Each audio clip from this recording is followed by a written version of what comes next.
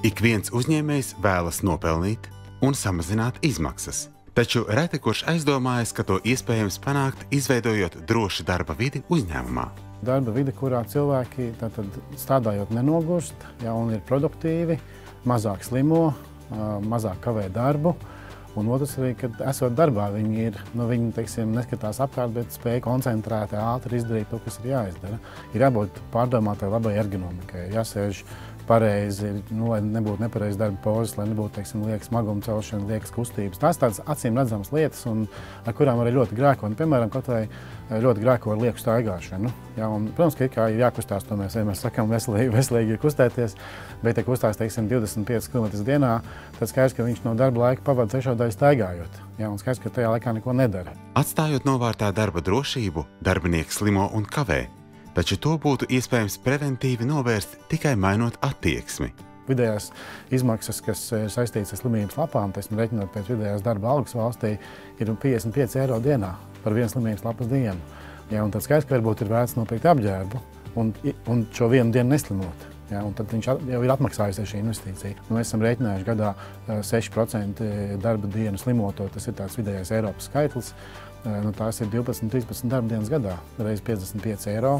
Tad tā ir tūkstošiem pāri izmaksas uz katru darbinieku gadā. Šo naudu var ļoti vienkārši ieguldīt kaut kur, kas šo skaitu darba dienu kavējumu mēģināt samazināt. Ik viens uzņēmējs, izmantojot nelaimes gadījumu kalkulātoru, var aprēķināt izmaksas nelaimes gadījumam darbā. Piemēram, viegls nelaimes gadījums būvniecībā, ko izraisījis krītošs ķieģelis uz kājas, darbiniekam Jānim liek strādāt 5 dienas. Izmantojot nelaimes gadījumu kalkulātoru, aprēķinām, ka uzņēmumam tas radīs zaudējumus vairāk nekā 8500 eiro apmērā. Tie ietver nevien savainotā darbinieka slimības dienas, bet arī daudzas netiešās izmaksas, dīkstāvi pēc negadījuma, uzņēmuma reputācijas kaitējumu, jauna darbinieka meklēšanu, apmācību un citas izmaksas. Turpretī atbilstoša darba apavu nodrošināšana būtu izmaksājusi nesalīdzināmi lētāk. Zaudējumus ir iespējams novērst, investējot daudz mazāku summu drošas darba vides nodrošināšanā. Piemērs tam